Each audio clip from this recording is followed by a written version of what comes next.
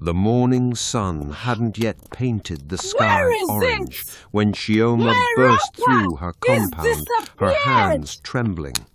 Her wrapper had disappeared, not lost, borrowed, by Tunde, the village's most infamous young man, who had waltzed into her home the previous evening, asking to borrow it for what he called an important family gathering.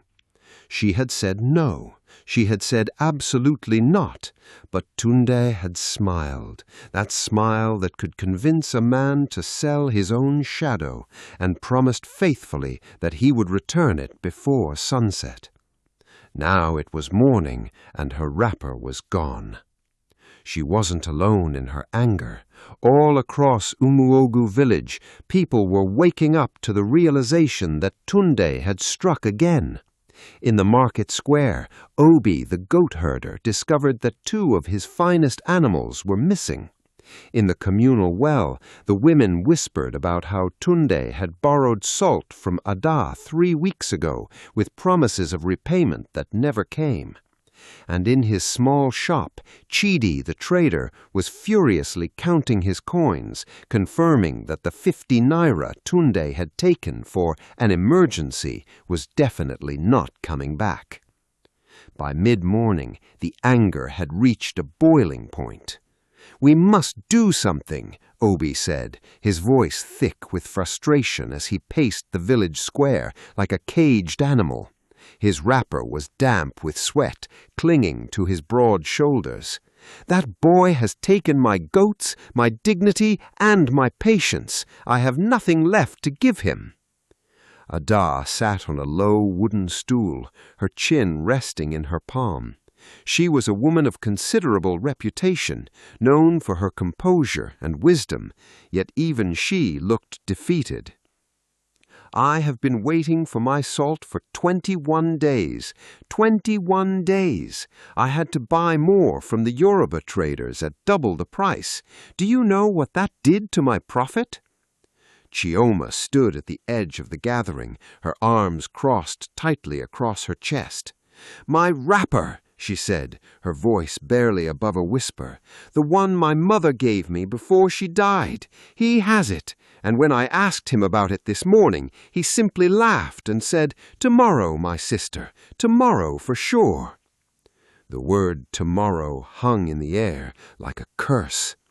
Chidi, the trader, slammed his palm against the wooden counter of his shop. "Tomorrow, always tomorrow. Do you know how many tomorrows I have given that boy? I stopped counting after the 100th one. If I took credit from people the way Tunde borrows things, I would be in chains by now." The crowd murmured in agreement, a low collective frustration that grew louder with each passing moment. More people came forward with their own stories. Nonso had lent Tunde money for what was supposed to be a medical emergency. His wife's brother's cousin had supposedly fallen ill.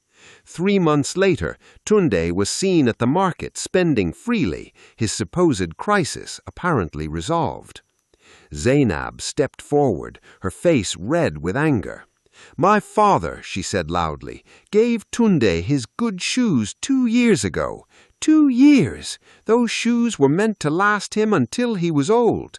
Tunde wore them to a festival and never returned them. When my father asked for them back, Tunde said they had been stolen. Stolen! How do you steal shoes that are being worn?" A murmur of disgust rippled through the crowd. But here was the thing about Tunde that made him such an impossible problem. He wasn't a bad man. That was what made everything worse. He was just a young man who had discovered that the world would let him get away with almost anything if he smiled and made promises. When Tunde finally appeared in the square that afternoon, walking with the casual confidence of someone who had absolutely no idea that his entire village wanted to strangle him, he greeted everyone with genuine warmth. He was in his late 20s, handsome in a careless way, with the kind of easy charm that made older women want to mother him and younger girls want to marry him. He wore a faded but clean shirt, and he carried himself with the kind of ease that suggested the world had never given him a reason to worry. "My people," he called out, spreading his arms wide, "why do I find such long faces this morning? Has someone died? Has there been a tragedy?" "The only tragedy is you," Obi said coldly. "Where are my goats, Tunde?" Tunde's face fell, but only for a moment. Then that smile returned, the one that could negotiate with gods. "Ah, my brother, you wound me. Those goats, beautiful animals they are, I have every intention of returning them. The thing is, I needed to use them for a business venture, a very profitable business venture, I assure you. Give me just 2 more weeks, and I will not only return your goats, but I will give you twice their value in return." "You said that 2 months ago," Obi said flatly. "Did I?" Tunde looked genuinely surprised, as though this was new information. "Well, you see, that is the problem with promises. Time moves so quickly when you are busy making money. But I promise you, brother, very soon, definitely soon." Chioma stepped forward, her small frame somehow commanding the space. "Tunde, I need my wrapper. Today, not tomorrow, today." He turned to her, and for just a fraction of a second, something flickered across his face. Perhaps guilt, perhaps merely irritation at being interrupted. "Ah, Chioma, my dear sister, that wrapper is being used for something very important. A woman in the next village borrowed it from me for her daughter's naming ceremony. Such an important occasion. Would I be wrong to let her use it? Once the ceremony is finished, just 3 more days, I will personally bring it back to you." "You lent out my wrapper?" Chioma's voice rose to a pitch that made several people flinch. "Without asking? To someone I don't even know?" "I thought I was helping," Tunde said, looking genuinely confused by her anger. "I thought I was spreading joy. Is that not what we do as Africans? We share. We help one another." Chidi laughed, a harsh, bitter sound. "You are not helping, Tunde. You are stealing. The only difference between you and a thief is that a thief takes what he wants. You ask for what you want, and then you simply never give it back." "That is not fair," Tunde protested, raising his hands. "I always intend to return things. It is just that life gets in the way. Circumstances arise. Situations develop. You cannot blame a young man for trying to survive in this world." Ada stood up slowly, brushing dust from her wrapper. "No one is asking you to survive, Tunde. We are asking you to be honest, to honor your word. Is that too much to ask?" For a moment, something shifted in Tunde's expression. He looked like a young man who had been confronted with a truth he had spent years avoiding. But the moment passed quickly, and his characteristic charm reasserted itself. "My people, I understand your frustration. I truly do. But this is a time for mercy, not anger. Let us approach this with wisdom." "The only wisdom here is that we should have approached you differently a long time ago," Obi said. He turned to address the gathered crowd. "We cannot continue like this. Something must be done, something decisive." It was Nze Okoro, the eldest of the village, and a man whose opinion carried the weight of generations, who finally spoke. He had been sitting quietly in the corner, observing the confrontation with the patience of someone who had seen many such disputes come and go. His voice, when he spoke, was like the rumble of distant thunder. "Tunde," he said slowly, "you have taken from this village for many years. You have borrowed salt, goats, money, clothing, and more. You have made promises that you have no intention of keeping. This is not the way of our fathers. Our fathers taught us that a man's word is his bond. Your word has become worthless." Tunde's face darkened slightly. "Nze, I mean no disrespect, but—" "You will remain silent," Nze Okoro said quietly. The authority in his voice was absolute. "You have spoken enough. Now I will speak. I am calling an assembly for 3 days from now. At that time, we will discuss what must be done about you. You will be present, and you will bring with you everything that you have borrowed from this village. Everything. Do you understand?" "Nze, 3 days is not enough time," Tunde began. "Then you should have thought of that before you became a thief. 3 days, everything. That is all." The assembly dispersed, leaving Tunde standing alone in the square, looking smaller somehow, as though the weight of the village's collective anger had physically diminished him. He tried to call out apologies, but no one was listening anymore. For the next 3 days, the village buzzed with activity. Everyone was preparing for the assembly, gathering evidence of what Tunde had borrowed. Lists were made, witnesses were interviewed. But something else was happening too, something that began as a whispered idea and grew with each passing hour. It was Obi who first mentioned it to Chidi, who mentioned it to Ada, who mentioned it to Zainab, who finally brought it to Nze Okoro. The old man listened carefully, stroking his beard as the plan unfolded before him. When the young woman finished, he was silent for a long moment. Then a smile, slow and knowing, spread across his weathered face. "This is good," he said finally. "This is very good. We will teach him a lesson that words alone cannot teach." By the evening of the 3rd day, the entire village was in on the secret. The plan was set. All that remained was execution. The funeral was announced the next morning with dramatic flair. A woman came running through the market, her wrapper torn, her hair disheveled, screaming that Tunde had collapsed in his sleep and would never wake again. She wailed and cried, throwing herself on the ground with a performance that would have made a professional actress weep with envy. Within minutes, the news had spread through the entire village like fire through dry grass.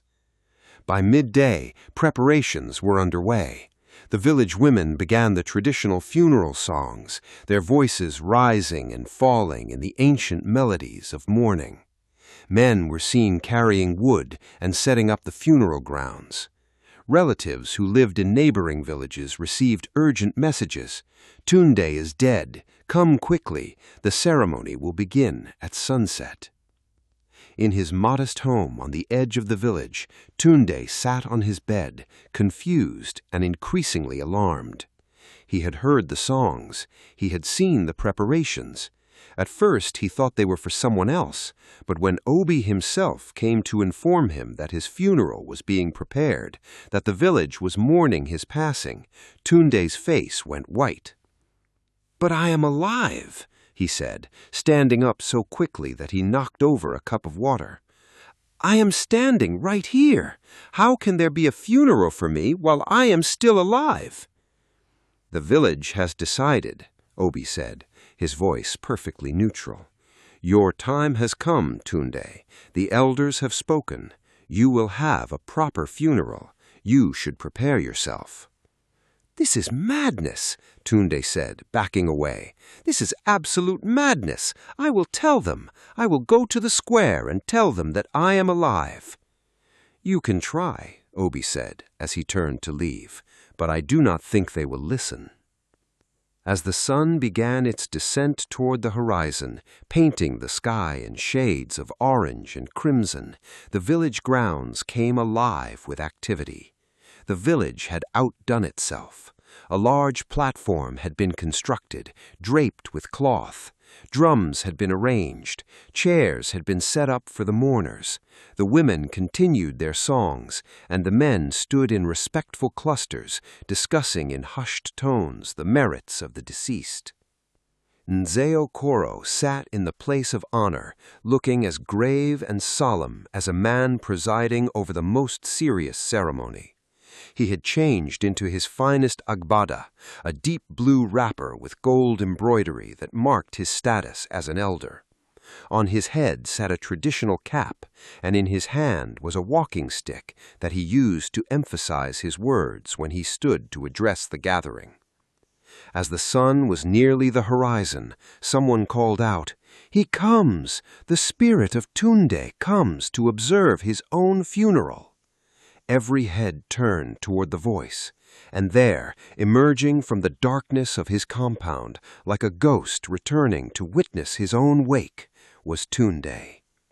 He had seen the activity, he had heard the songs, and now, faced with the undeniable reality that the entire village was genuinely preparing to bury him, something had shifted in his mind. Was this a dream? Had he actually collapsed? Was he dead? He stood at the edge of the gathering, his face a mask of confusion and dawning horror. The women's songs reached a crescendo. The men turned to look at him with expressions of shock, as though seeing a ghost. Someone gasped. Someone else cried out in alarm. And then Nzeo Koro stood up slowly, his eyes fixed on Tunde with an intensity that could bore holes through stone.